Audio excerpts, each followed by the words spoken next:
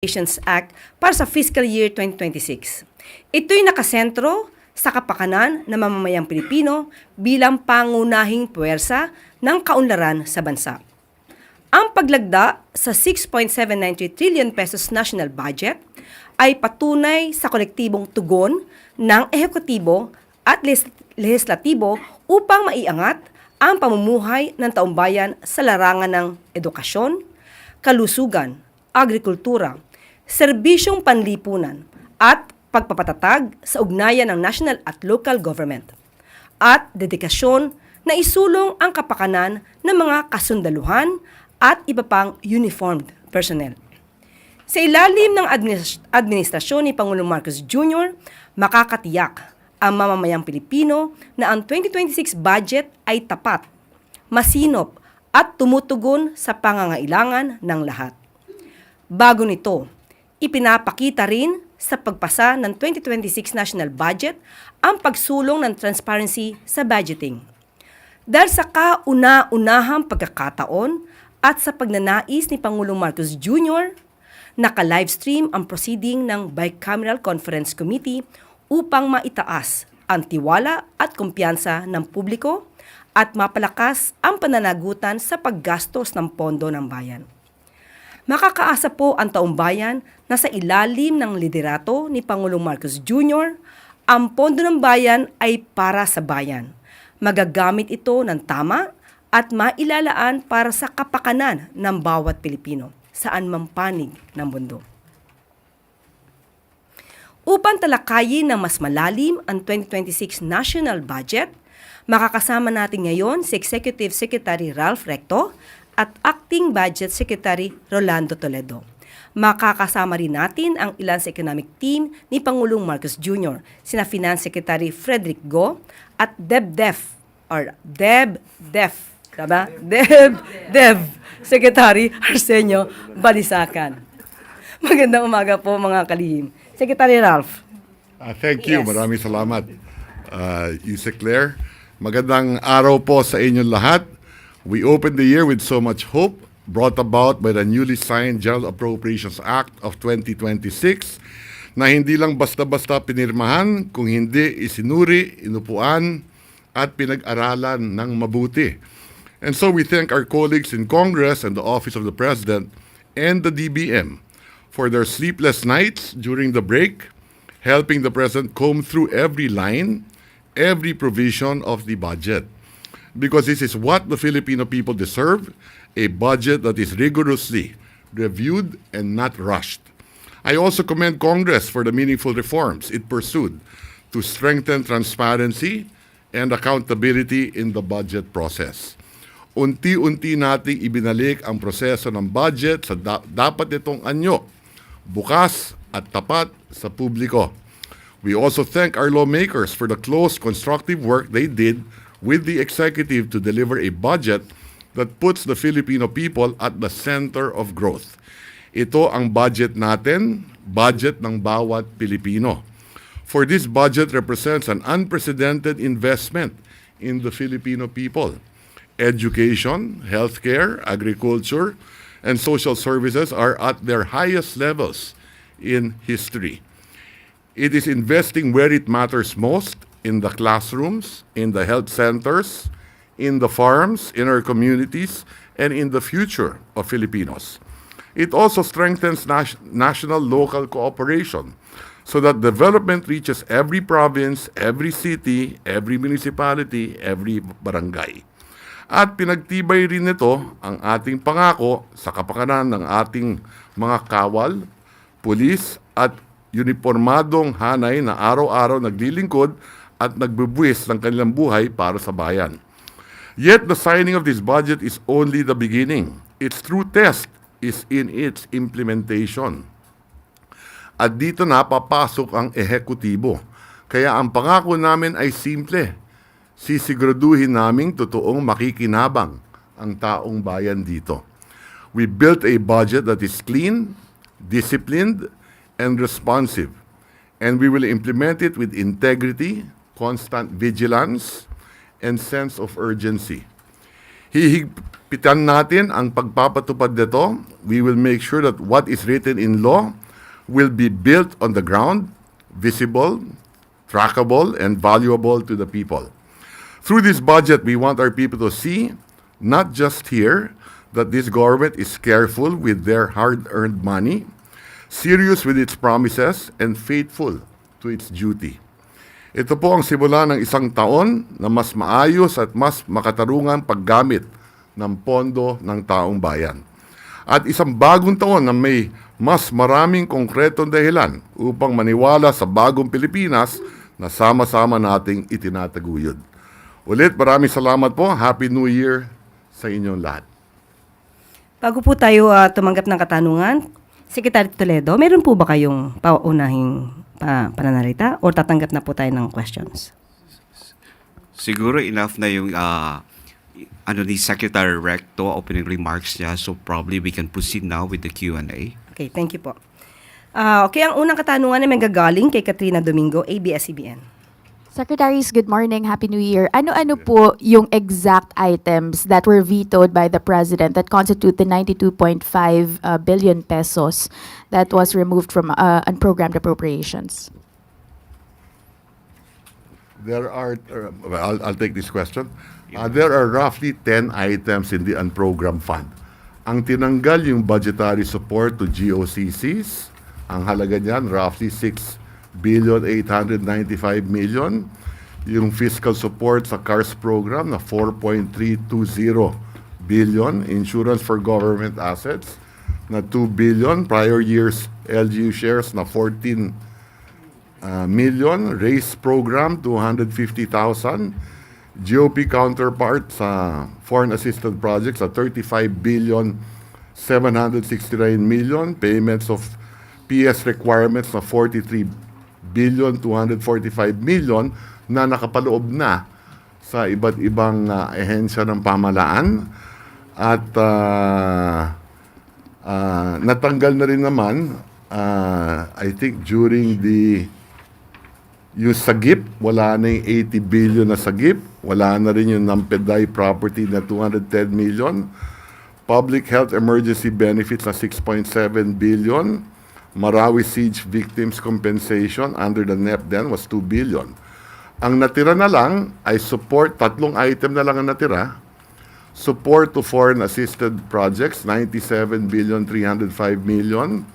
Revised AFP modernization program na 50 billion at risk management program na 3.6 billion. So ito yung natira sa unprogrammed fund, roughly 150 billion 905 million na more or less katumbas ng unprogrammed fund noong 2019.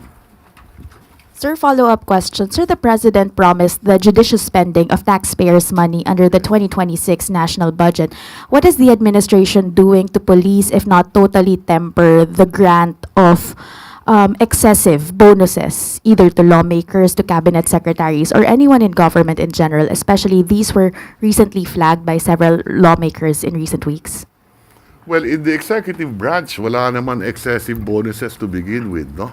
Pangalawa, kung ang tinutukoy po ninyo ay yung budget ng Kongreso, nung nakaraang taon, ang budget ng Kongreso, kung hindi ako nagkakamali, ay 50 billion.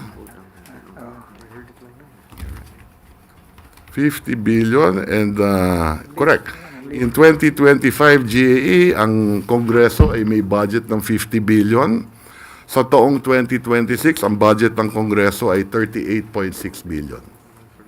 So nabawasan ng roughly 12 billion yung budget ng Kongreso in 2026 compared to 2025. Sorry, sir. Anong items po yung natanggal under nung 12 billion that was removed from Congress? This is both for the House and the Senate, right? That is correct. For the House and the Senate and Commission on Appointments and Senate Electoral Tribunal. I don't have the details with me, but maybe the DBM would have them. Yes, Sec. If I may, as far as the NEP of the Senate and the rest of the Congress, just to give you details, okay, for Senate, it's 7.5 in the NEP, and it increased to 8.5 billion. And then for Senate Electoral Tribunal, 329, and it became 389 million. Now, for the commission and appointments, it's 1.089 billion rather to 1.680 billion. Then House of Representatives, that is 17.2 billion to 27.7, and the HO Electoral Tribunal 255, the same amount as far as the GA is concerned. So NEP level. Okay, thank you. Follow up? Yes, Ivan. Good morning, Secretary, sir. Sinabi po ng Pangulo, hindi hahayaan ng administrasyon na gawing backdoor for discretionary spending on unprogrammed appropriations. There will be strict guidelines, clearly defined triggers bago ho ma-release. What are we going to do differently this year? Kasi I suppose these are existing guidelines already. Those that existed the year before. Paano ho natin ito exactly gagawin? Well, unang-una, nabanggit ko nga kanina na nung nakaraan, meron yung SAGIP, Infrastructure and Social Programs, sa lump sum na mahigit 80.8 billion. Wala na ngayon yan. So of the 10 items or more in the unprogram, ang natira 3 na lang. So what are the 3 items? Again, revised AFP modernization program na 50 billion. Yung risk management program na 3.6. Ito ay patungkol sa mga contingent liability natin sa PPP. At yung support to foreign assisted projects na 97 billion. Ang pagkaintindi ko dito sa support to foreign assisted projects, ang loan proceeds, karamihan dito ay yung mga that did not make the cut nung ginawa ang budget for 2026 na in the pipeline. So hindi napasama sa program yan dahil wala pang maliwanag, kaya nasaan program yan. So ito yung mga that did not make the cut nung ginagawa ng DBM yung budget for 2026. Thank you, Ivan. The next question will be coming from Tristan Nodalo, Newswatch Plus. Hi, Secretaries. Good morning po. Morning. Sabi po ni Pangulong Bongbong Marcos kanina rin sa speech niya na he will not allow political intervention sa implementation po or sa rollout ng social services, lalo na yung sa mga programa ng gobyerno. So how exactly is this administration plan to execute? Because isa po sa mga concern, for example, yung sa medical assistance, nagiging patronage politics din po dahil yung mga existence ng guarantee letters coming from politicians. So ano po yung, what will we do differently this time? Kung hindi ako nagkakamali, there is a special provision in the budget or a general provision in the budget na bawal yung mga politiko during the actual disbursement or the actual pamimigay nito sa mga kababayan natin. So susundan natin yung guidelines na yan under the General Appropriations Act of 2026. Wala yan dati. So ngayon nandiyan yan, susundan natin yung guidelines na yan. And one follow-up na lang po. Bago po mapirmahan yung budget, marami pong naglabas ang pahayag din mula sa mga lawmaker na hindi pumirma sa or hindi pumabor sa budget because sabi po nila iba't ibang variations daw po ng pork barrel pa rin sa 2026 budget. May sabi po ni Senator Amy, meron daw pong giniling pork itong budget na to or soft pork na sinasabi nila. Sa pag-aaral, sa pagre-review ng Malacanang, ano pong masasabi nyo? Pork barrel free po ba itong 2026 budget? Yes, sa tingin namin, pork barrel free. Dahil hindi naman pwede makialam ang legislator pagdating ng executing the budget at purely executive function na yan pagdating ng execution of the budget.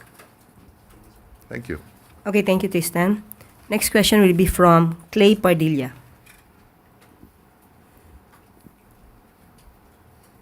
Okay, let's go to Chloe Hufana. Good morning po.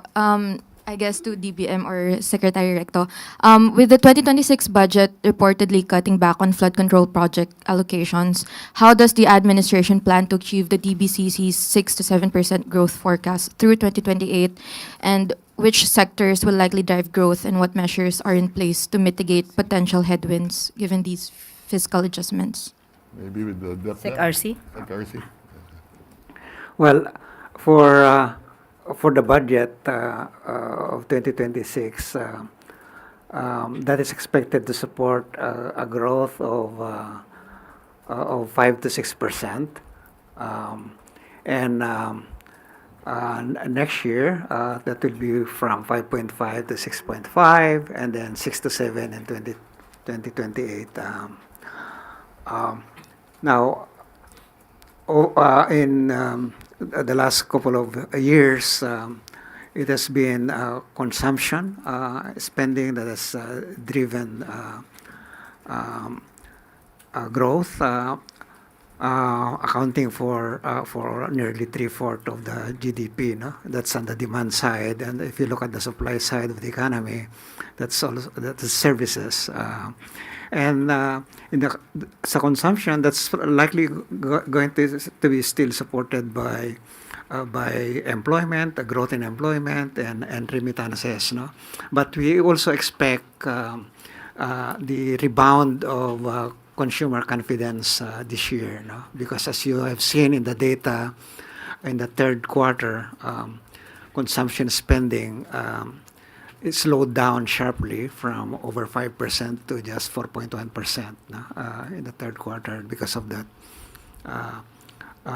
reduction in the confidence of our consuming public. That we expect to rebound this year as inflation continues to be low. For the entire 2025, inflation has been down to 1.7%, and that is expected to continue this year. We're actually targeting just 2 to 4% inflation but I think we will achieve less than that. And also interest rates have been coming down, and we have been reading the papers with BSP saying that they will continue to follow that rate reduction. And globally, the pessimism in the trade and investment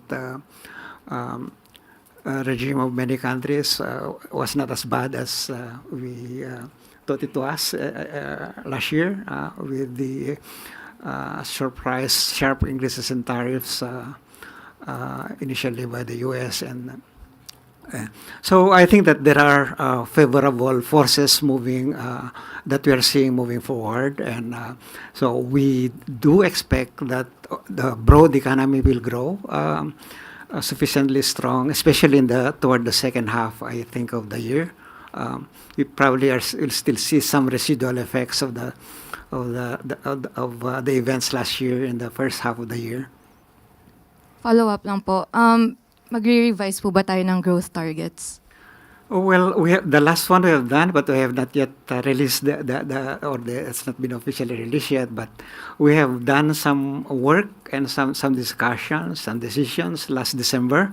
Actually, that's the DBCC, and the numbers that I mentioned, the GDP numbers, reflect those decisions. Thank you, sir. Thank you, Chloe.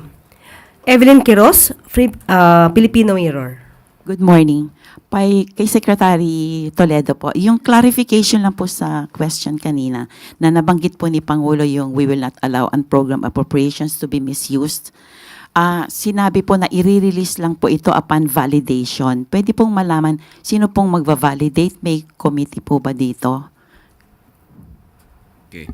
So yung pag-validate yan, of course, aside from that validation, we need to, of course, kailangan natin ma-meet yung requirements or even triggers. One is when we have excess revenue, that's the time that we can also unlock that program appropriations. At the same time, kung mayroon na tayong perfected loan para din sa ating mga foreign-assisted projects. So, mean to say, kung foreign-assisted project yan, that is already validated by the ICC. It passed through the process of evaluation, at the same time, approval. So, I guess with that, the foreign-assisted project, no need to validate. But as to the ating mga releases other than that, we need to look at, of course, yung process natin as to the yung aming ginagamit din sa pag-evaluate ng ating budget when we prepared the budget. And that is yung ating, okay, one is it should be aligned with the plan of the national government. Second, it should have ready for implementation, of course. And of course, yung ating prioritization as far as the agency is concerned. So those are just some of the validation that we need to look at when we release the unprogrammed appropriations. Sir, follow-up lang po. So, kasi po, kaya ko po ito natanong dahil yung mga flood control issue ng nakaraan, nandiyan naman din po kayo sa opisina na yan. So, ang sinasabi niyo po ba, maiiwasan na itong nangyari nung nakaraan sa panahon ng dating kalihim ng DBM?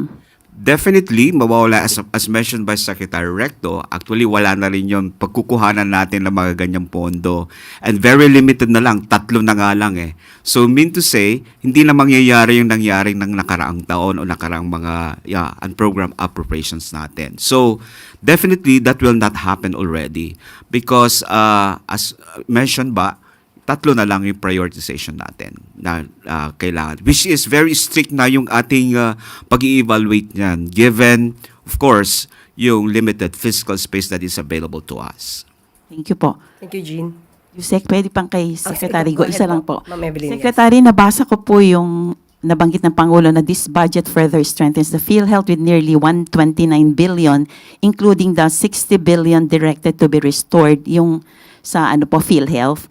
Pwede po bang malaman kung kailan naman po maibabalik yung PDIC fund amounting to 107 billion? Thank you po.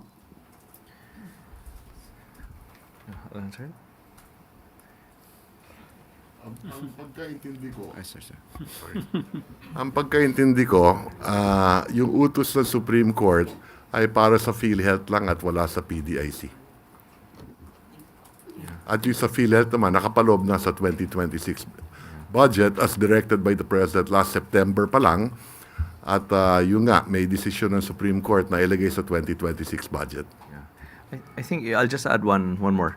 The dispositive portion of the Supreme Court decision only talks about PhilHealth. Thank you po, Sec. Yes, thank you, Evelyn. Miss Jean Mangalus of philstar.com. Good morning. Question to Secretary Toledo. Representative Tino accused the Congress of moving 43 billion pesos of mandatory personal benefits into the UA. Can we get a clarification from the DBM about this?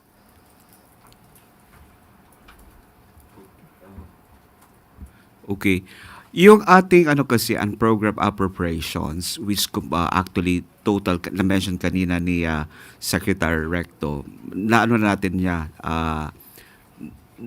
ibig sabihin na veto ng presidente as far as the personal services requirements. Okay?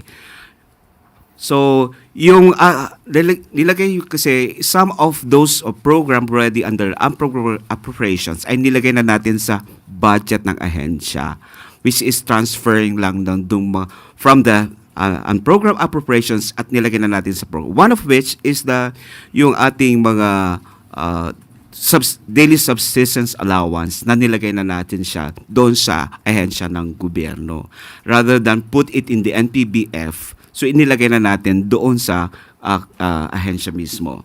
So, yon. Actually, ang nakalagay po doon is yung para sa benefits 1.02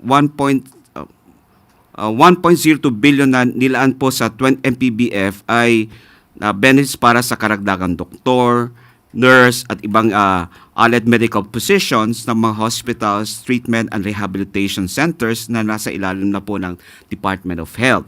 Okay. Ang eksaktong bilang po ng posisyon ng nagagawin ay tutukuyin pa ng DOH na isubmit sa DBM para i-review at evaluate yung upang sagutin po ay consistent po sa kasalukuy staffing ng ating mga hospital.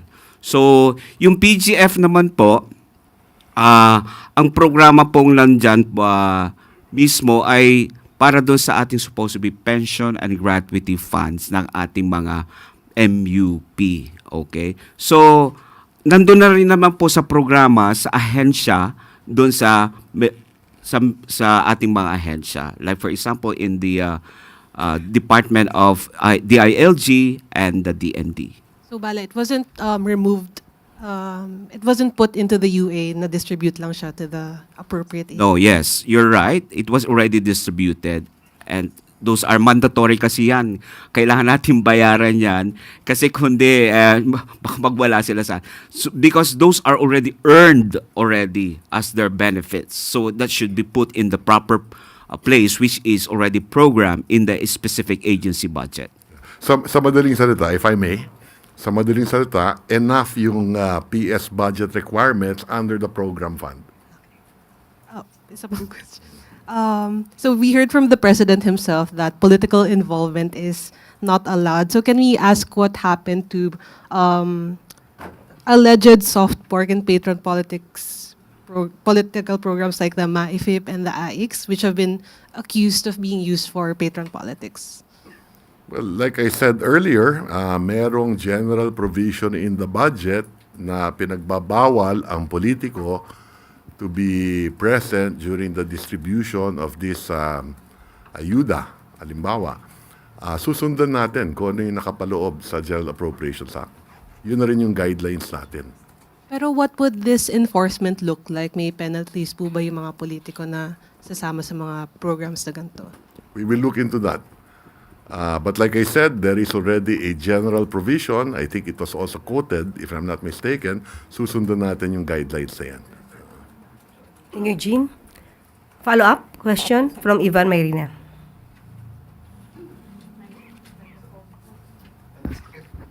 But Secretary Recto, sir, hindi naman ho kailangan ng physical presence ng politiko para mag-intervene sa mga ayuda, if I may use that word. Hindi ho ba? So paano ho kaya mas matitiyak na hindi nga nakikialam itong mga politiko? Since nandyan pa rin po yung mga MAIFIP and other. Ang masasabi ko lang dyan ay meron batas na may general provision under the General Appropriations Act na susundan natin. Something that wasn't there previously? Hindi tayo dadagdag sa batas, hindi rin tayo babawas kung ano man ang nakalagay sa batas. Eden Santos. Good afternoon po, ES Recto or DVM Secretary Toledo po. Linawin lang po natin, may budget pa rin po ba sa flood control project for this year? Kung meron po magkano, if there is none, paano po ang gagawin ng Pangulo para po matugunan yung mga malawakang pagbaha na kumitil sa buhay ng ating mga kababayan at sumira po sa mga ari-arian, gayon din sa agrikultura at sa infrastruktura? Mayroon pa rin tayong budget for flood control but specific for the foreign assisted project only. That's around 15.7 billion. So, because meron na tayong mga kontrata na dapat sundin at dapat ma-implement yung project according to the plan as far as the project is concerned. Ano pong mga particular na mga flood control projects itong mga to? Right now, I don't have, pero we can, anyway, we'll publish naman na yung ating GAA so you can browse it to our GAA. What are those flood control project under the foreign assisted project? So right now, I don't have a copy of that specific project for flood control. Kahit silang po, wala po kayo natatandaan. Okay. This, yung, ano,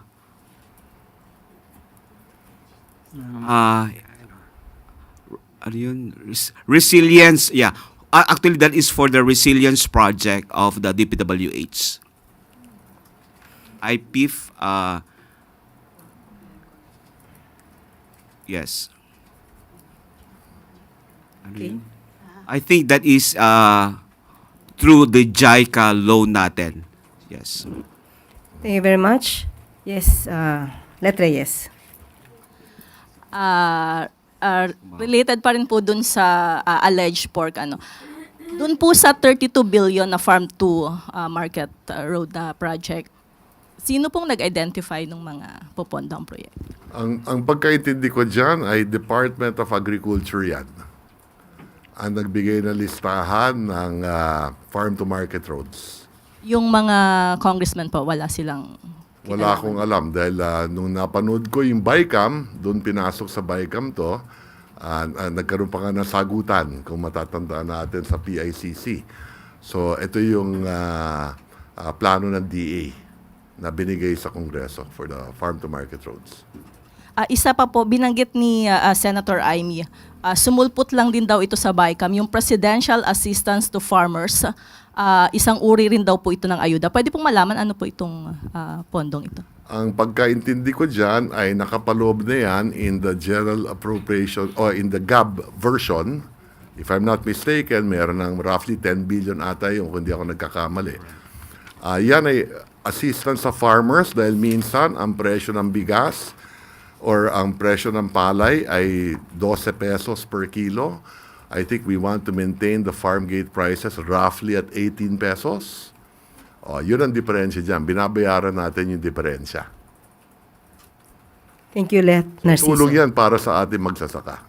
Yes, you're right. So, hindi pork barrel yan. So, mahigit 2 million farmers kung natatandaan ko. Thank you, ES. Thank you, Let Narciso of DCRH. Sam Mendinilla. Yes. Good afternoon po. I-clarify ko lang po. Bali yung pag dito po dun sa 92.5 billion, walang expected na magiging may stall na government program dahil dun sa na-veto na yung amount.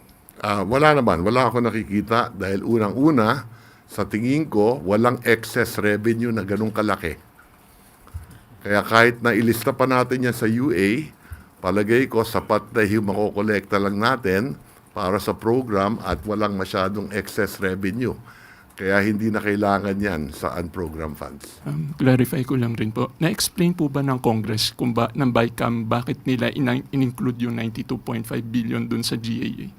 Hindi naman na-explain, pero kung hindi ako nagkakamali, marami dyan kasama talaga sa NEP nung una pa lang. But then we know na ako naman galing sa Department of Finance, alam ko naman yung takbo ng revenue ng ating pamahalaan.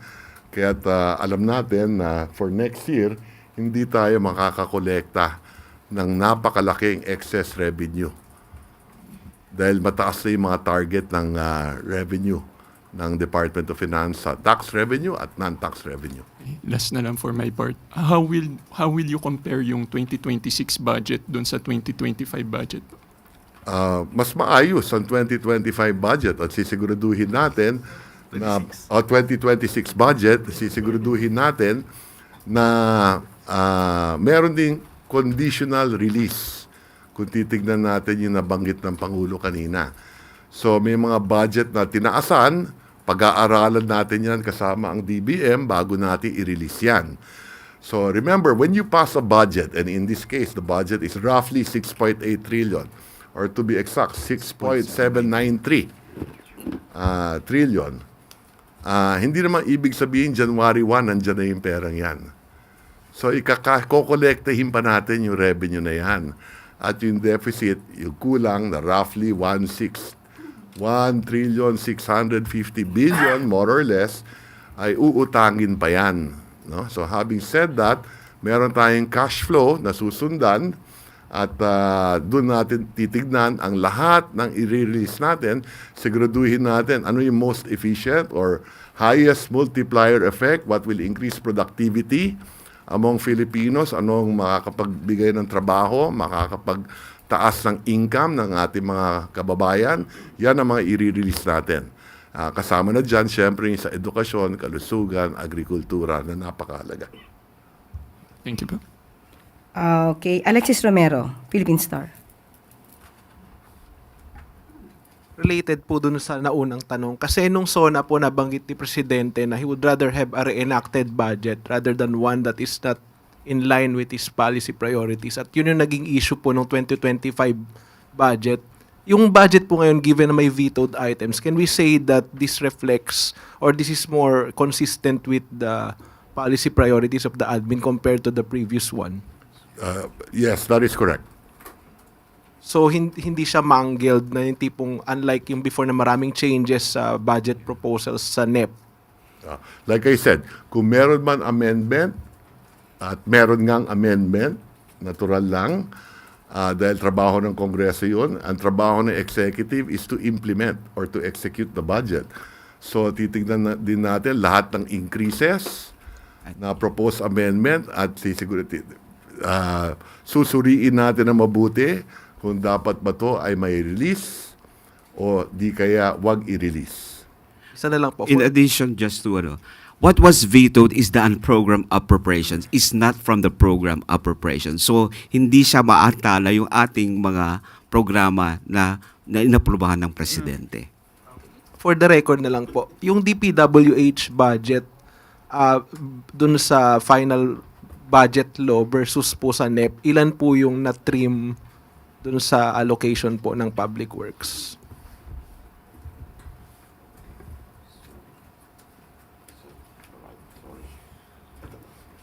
Kung hindi ako nagkakamali, ang NEP was 850 billion, roughly. Di ba? More or less, no? The budget NEPS is 881 billion, and our GAA enrolled, or the GAA is at 530 billion, so a difference of 351 billion. Salamat po. Thank you. Kat Domingo, ABS-CBN. Hi, sir. Sir, I understand that you will be publishing the GAA soon, but one contentious issue in every budget is the President's confidential funds. How much is the President's confidential funds under the 2026 GAA? And how much is the difference, whether higher or lower, compared to the previous confidential funds? Okay. So let me just get the exact data. Sorry. Okay.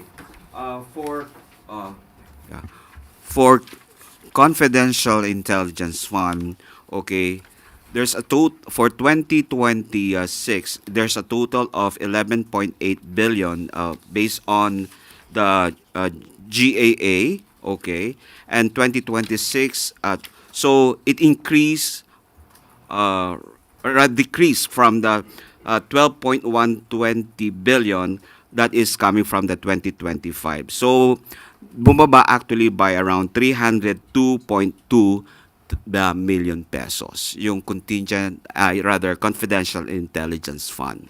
Sir, It's for the total. Sir, despite the 302.2 decrease, 11.8 billion is still a huge amount that will not be liquidated as thoroughly as regular line item budgets. How does the palace reconcile that kind of seeming irony when the president promised a more transparent, a budget that will be more judiciously spent? Okay. Well, we just have to follow what is in the joint circular with the DBM and COA, so we have to follow those rules and regulations. That is the basically that we follow in terms of the accountability or accounting of the confidential fund and intelligence fund. And also, per our general provision, we need to report that to House of Representatives and Senate at the same time from the Office of the President. So it will be monitored accordingly. Okay. Yung 11 billion na nabanggit, hindi lahat yan Office of the President. Yeah. It's a total, sir. Thank you. Total. Thank you, Sec. Okay. Sir, for the OP alone, Okay, how okay. much? Okay, for the OP alone, the same level as in 2025, that is around 4.5 billion pesos. Sir, same question. Bakit po hindi significantly binabaan when the public is clamoring, has been questioning the spending of the confidential funds, has been clamoring for a more transparent budget? Bakit po hindi significantly tinapyasan? Go, sir. Yeah. I think it is transparent in the sense that the OP reports directly to the Senate President and to the Speaker of the House. So the OP submits reports to the House of Representatives and to the Senate President. Sir, last na talaga And to from COA. Yes, sir. Sir, last from my end, for the Executive Secretary, as a former lawmaker, what do you make out of the so-called safeguard on the prohibition on politicians in the distribution? Because a lot of people feel that it is somehow a form of tokenism, because even if they are not present in the distribution, they can still give out guarantee letters. People still can line up in their offices because that is not qualified as a distribution per se. I'll put it this way. It's the first time that we have such a provision in the General Appropriations Act. So subukan natin muna. Okay. Chloe Fana. Kay Sec RC po, follow-up lang po dun sa growth kanina. What led to the downward revision po for 2026 and 2027, and how will it impact fiscal deficit ceiling for those years? The reason for the scaling down of the growth. Well, it's arose from the realities that we saw and we have been seeing both globally and domestically. As you have seen in the various reports of IMF, World Bank, ADB, while the global climate, economic climate has improved a bit in the second half of the year, we haven't really gone back to the kind of growth expected before April of last year. No? So in other words, there's still that uncertainty faced globally, and that is impacting on us as well. We are an open economy to begin with. Secondly, as I mentioned earlier, the developments last year are likely to still to be felt this year, although in a diminishing effect. So we expect growth perhaps in the first quarter to be, or at least in the first half to be still quite not as rosy as we would want it to be. But I think that with the governance, the improvements in the systems that we are putting in place, as reflected in the budget and in the various offices, we expect to see faster growth toward the second half and the succeeding years. Also, I think that as I mentioned earlier, what makes I think the this year and next and hopefully even further down is that we are realizing what we want to happen, and that is a growth that is not just fast, but it's more inclusive. I think the focus on health, education, social protection, job creation, that will tremendously improve inclusivity. And if you can improve inclusivity, we can have faster poverty reduction even without substantially raising growth. Because our history is that we have fast growth in some years, but that was not associated with fast poverty reduction because they were it's exclusive growth. It was only benefiting a small section of our population. I think the budget that we have passed, and we hope that this kind of budget will continue in future budgets, reflects that desire to have a inclusivity as part of our lens when we look at economic development. Thank you. Thank you. Jerome Morales, Bloomberg News. Good morning to our secretaries. Related to growth, we understand the numbers are coming in, but what was the likely 2025 GDP growth versus our target before? And also to our econ managers, what impact do you see what happened in Venezuela? How are we safeguarding our economy from potential impact of this recent global uncertainty? Thank you. Growth. The emerging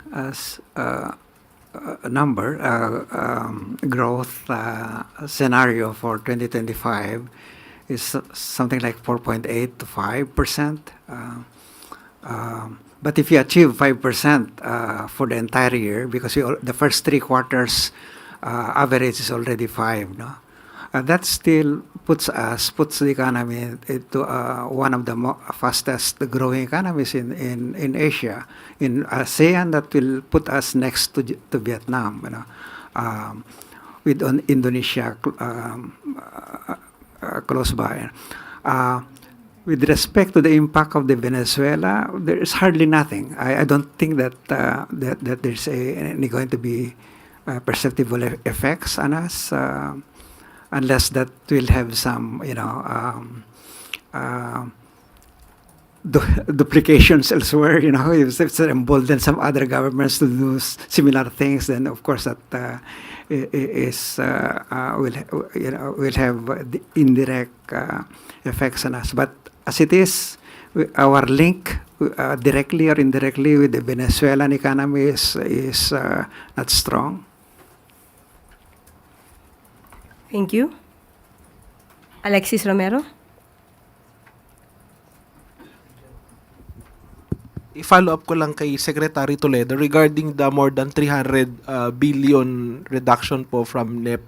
May we just know the reason behind the reduction sa public works po? And then saan po na-allocate yung mga funds na tinanggal doon sa DPWH? Okay.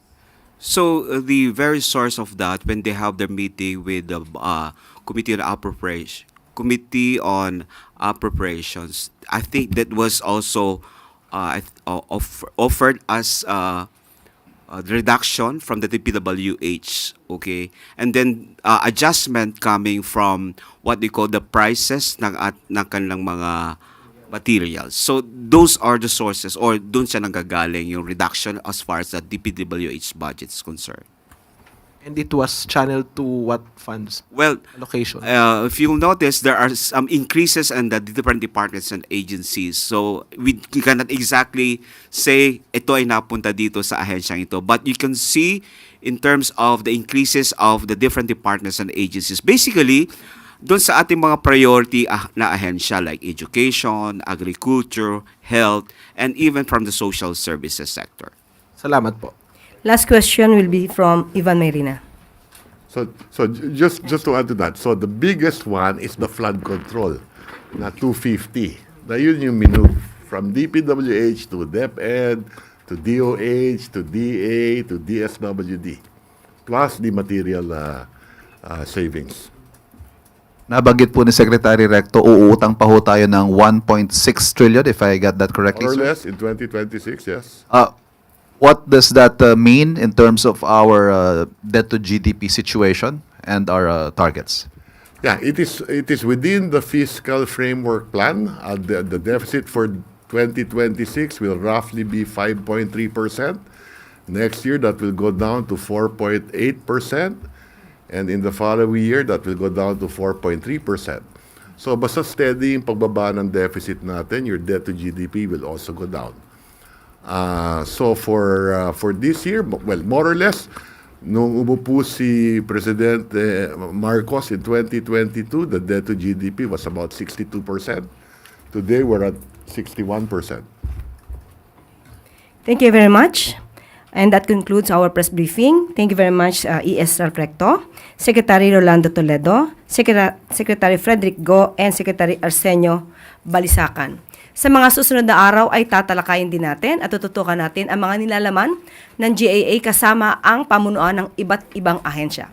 At dito na po rin tatapos ang ating press briefing. Magandang araw para sa bagong Pilipinas.